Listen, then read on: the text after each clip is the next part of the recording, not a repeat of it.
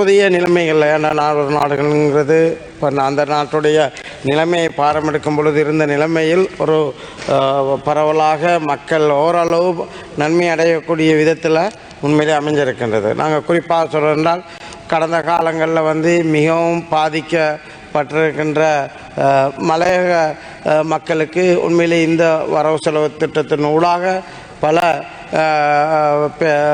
பல மில்லியன் கணக்கான நிதிகள் ஒதுக்கி அவர்களுடைய வாழ்வாதாரத்தை, வாழ்க்கை தரத்தை மேம்படுத்துவதற்குரிய திட்டங்கள் முன்மொழியப்பட்டிருக்கிறது என்பதனை இங்கே கூறிக்கொள்வதோடு, அதே போலத்தான் நாங்கள் கல்விக்குரிய நிதி ஒதுக்கீடும் கூடுதலாக இருக்கின்றது. அதில் குறிப்பாக நாங்கள் வேண்டுவதுதான், கடந்த காலங்களில் யுத்தத்தால் பாதிக்கப்பட்ட வடக்கில் பல கல்வி, அதாவது அங்கு மாணவர்கள் மர நிழல்களில் இருந்து கல்வி கற்கக்கூடிய நிலைமைகள் இருந்து உடனடியாக அந்த காலங்களில் இருந்த அரசாங்கம் அதற்குரிய பௌதிக இதுகளை கூட்டி கொடுக்கறதுக்காக பாடசாலை வகுப்பறை கட்டிடங்களோ அல்லது அதே போல் ஏனைய கட்டிடங்களுக்குரிய நிதி ஒதுக்கீடு செய்து கட்டிடம் ஆரம்பிக்கப்பட்டு எல்லாம் அறகுறையாக நிற்கின்றது. அப்படி நாங்கள் சொல்கிறோம் என்றால் கிட்டத்தட்ட நான் எமது வன்னி மாவட்டத்தை மட்டும் எடுக்கிறேன் என்றால் கிட்டத்தட்ட 38 பாடசாலைகள் அவ்வாறு நிப்பாட்டப்பட்டிருக்கின்றது. அதை குறிப்பாக கூறுவதென்றால் அதற்குரிய அந்த வகையில் அதற்குரிய ஏற்பாடுகளை அவசரமாக கடந்த காலங்களில் முயற்சி எடுத்து நாங்கள் அதற்குரிய விசேட நிதிகளை எடுத்து அந்த பாடசாலையில் குறிப்பிட்ட அளவு அந்த 38 பாடசாலைகளை கிட்டத்தட்ட 14 பாடசாலைகளுக்குரிய நிதி ஒரு பகுதியை ஒதுக்கீடு செய்து அந்த வேலையை நாங்கள் ஆரம்பிக்க இருக்கிற அதற்கெல்லாம் தேர்தல் அந்த நிதிகள் திரும்பப்பட்டிருக்கின்றது. அதுகள் கட்டாயம், ஏனென்றால் அங்கு அவ்வளோ கஷ்டப்பட்டிருக்காங்க. அந்த அடிப்படையில் அதுகளையும் இந்த கல்விக்கு ஒதுக்கின்ற இந்த நிதிகளிலிருந்து கட்டாயம் அந்த குறையாக உள்ள பாடசாலைகளை கடந்த காலங்கள் டெண்டர் போடப்பட்டிருக்கின்றது.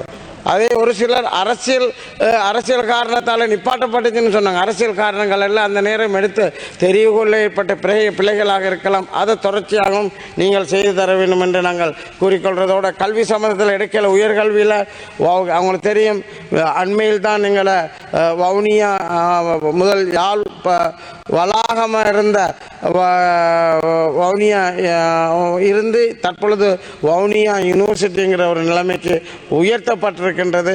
அதில் பல தேவைப்பாடுகள் இருக்கின்றது.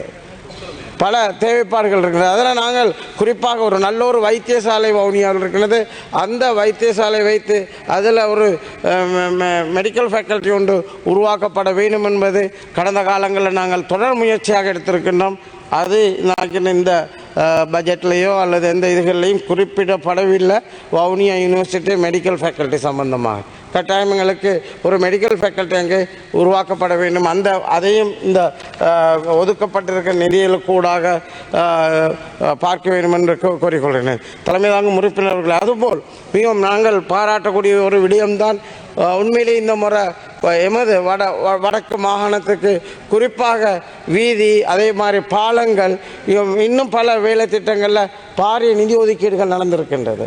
உண்மையிலே நாங்கள் பாராட்டுறோம். அதுபோல் அந்த நிதி ஒதுக்கீடுகளில் கடந்த காலங்களில் சில அரசியல் விட்ட பிழைகளை செய்யாமல் வேலைகள் ஆரம்பிக்கப்பட்டு அறகுறையாக இருக்கின்றது. பல வீதிகள், பல பாலங்கள் அறகுறையாக இருக்கின்றது. திருப்பி கேட்கலாமே, கடந்த அரசாங்கன்ற பொருளாதார தாக்கம் ஏற்பட்டதோடு அதெல்லாம் அறகுறையாக நிற்கின்றது. அப்போ அதுகளை முதலாவதாக நீங்கள் அடையாளப்படுத்தி அதுகளையும் முடிச்சு தர்றதோடு ஏனைய பாலங்கள் உண்மையிலே 1200 கிலோமீட்டர் அன்றைக்கு அண்மையில் நான் பத்திரிகை மாநாட்டில் கௌரவ அமைச்சர் அவர்கள் சொல்லியிருந்தார்கள். உண்மையிலே மிகவும் பாராட்டக்கூடிய விஷயங்கள். என்ற கடந்த காலம் இங்கே தொடர்ச்சியாக அபிவிருத்திகள் நடைபெற்றிருக்கின்றது. தென்பாதிகளில், வடபாதிகள் எடுத்தால் அப்படி இல்லை. 30 வருட யுத்தம் பாரிய அபிவிருத்திகள் அங்கே செய்ய இயலாமல் இருந்திருக்கின்றது. அப்போ அந்த வகையில் இந்த திட்டங்கள் கூடாக உண்மையிலே நல்ல பயன்பெறும் என்பதனை நான் இந்த இடத்துல உண்மையிலே ஜனாதிபதி அவர்களுக்கும் இந்த அரசுக்கும் நான் இந்த இடத்துல நன்றிகளை கூறிக்கொள்ள விரும்பினேன்.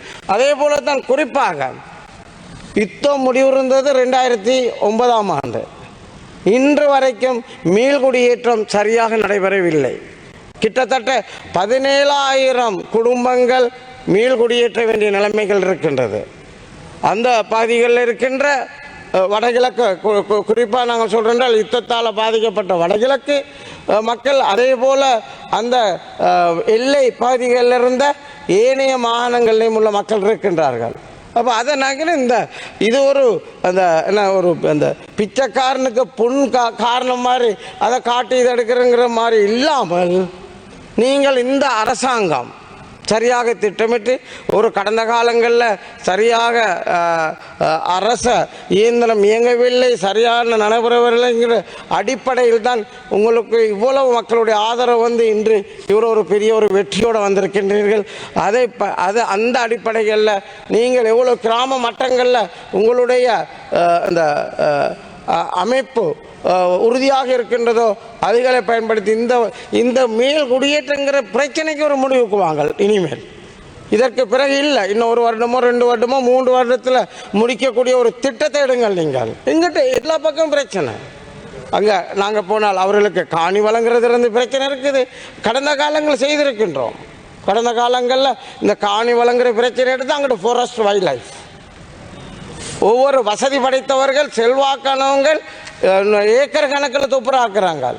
சாதாரணமாக இயலாத ஒரு குடிமகன் ஒரு அடி ஒரு அங்குலம் துப்புராக்குனா உடனடியாக அவரை அரெஸ்ட் பண்ணி போடுறாங்க. இதுதான் நிலைமை. கடந்த காலங்களில் உள்ள நிலைமை இன்றும் அது தொடர்கிறது. அப்போ அதுக்கெல்லாம் மாற்றத்தை ஏற்படுத்தணும். அதற்காகத்தான் உங்களை தேர்ந்தெடுத்திருக்கின்றார்கள். அப்போ அதில் கிட்டத்தட்ட 85ஆம் ஆண்டுக்கு பிறகு உள்ள காணிகளை திக் ஃபாரஸ்ட் இல்லாத காணிகளை விடுவிப்போம். அங்கே உள்ள மக்கள் யுத்த காலங்களில் இடம்பெயர்ந்து டயஸ்போராக்கள் இன்றைக்கு அவங்கிற சொல்கிறவங்க வெளிகளில் நல்ல நிலைமையில் இருக்கின்றார்கள். அவர்கள் நாட்டுக்கு முதலீடு செய்வதற்கு ரெடியாக இருக்கின்றார்கள். ஆனால் அதற்குரிய ஒழுங்குகள் கடந்த காலங்களும் செய்துபடவில்லை. இப்பொழுதும் இதுவரைக்கும் சரியாக அது செய்கிறதாக தெரியவில்லை.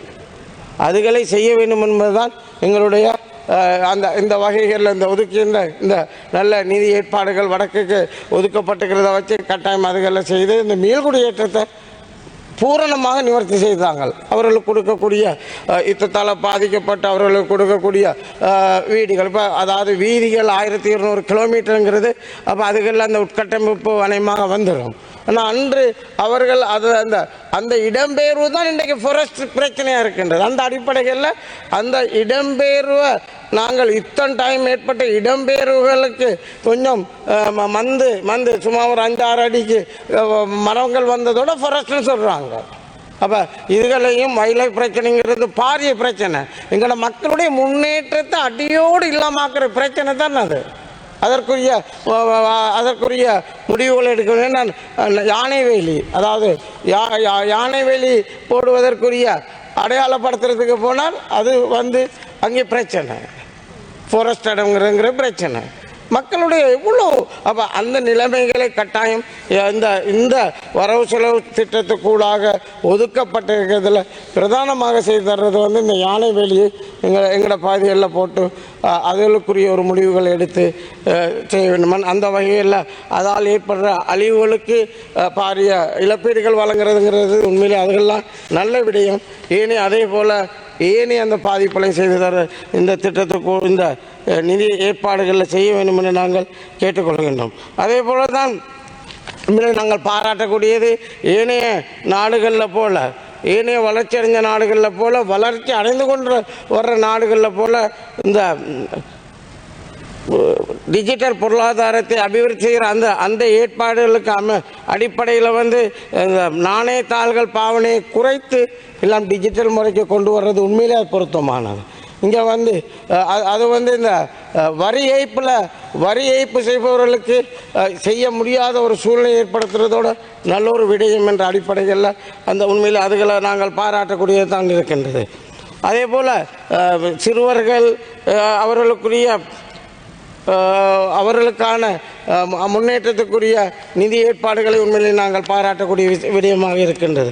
மற்றும் நாங்கள் சொல்வதுன்னா படித்த இளைஞர்கள் இங்கு பரீட்சையில் உயர்தர பரீட்சை சித்தி பெற்றதுக்கு பிறகு அவர்களுக்கு வெளிநாடு செல்வதற்குரிய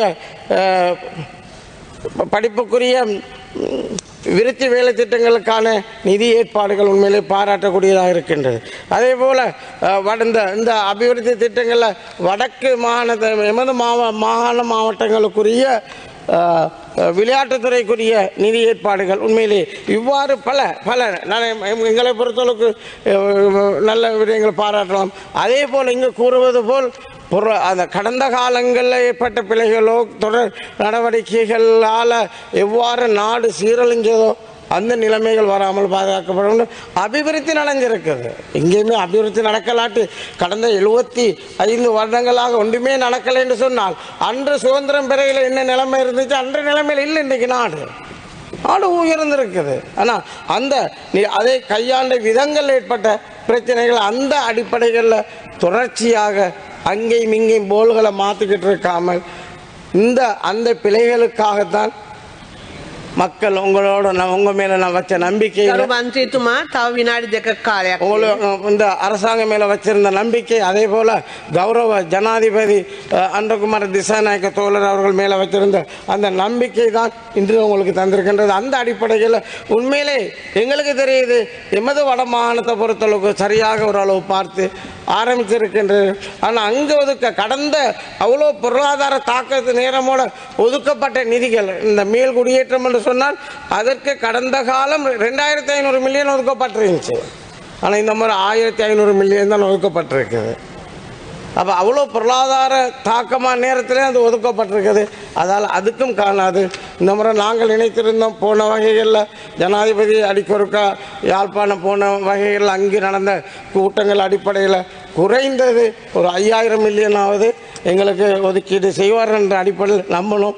பரவாயில்லை, இன்னும் போகலை.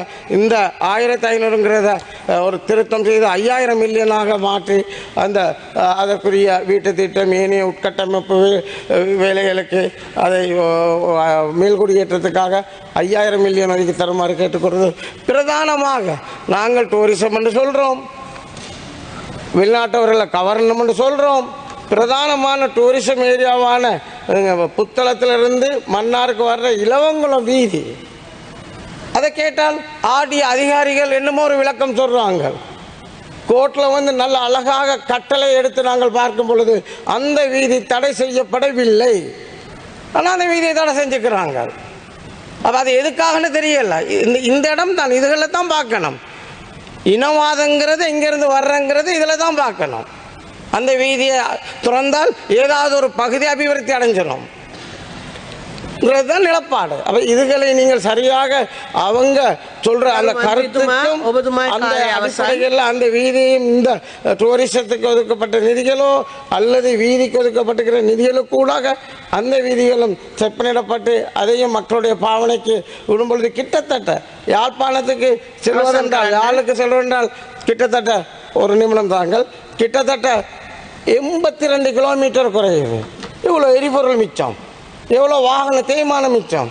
ஏன்னா அந்த வீதியை பாவிக்கலாதுங்கிற அடிப்படைகளில் கடந்த காலங்களில் அது ஏதாவது அழுத்தங்களால் தான் அது செய்யப்படலை. அந்த அழுத்தங்களுக்கு ஒத்துப்புற அரசாங்கம் நீங்கள் இல்லை, அதுக்கு அடிபணிகிற ஜனாதிபதி இல்லைங்கிற அடிப்படையில் அதுகளை கட்டாயம் நீங்கள் செய்து தர வேண்டும் என்று கூறிக்கொண்டு சந்தர்ப்பத்துக்கு நன்றி கூறி நிறைவு செய்கின்றேன். செய்திகளை உடனுக்குடன் தெரிந்து கொள்ள உடனே சப்ஸ்கிரைப் பண்ணுங்க.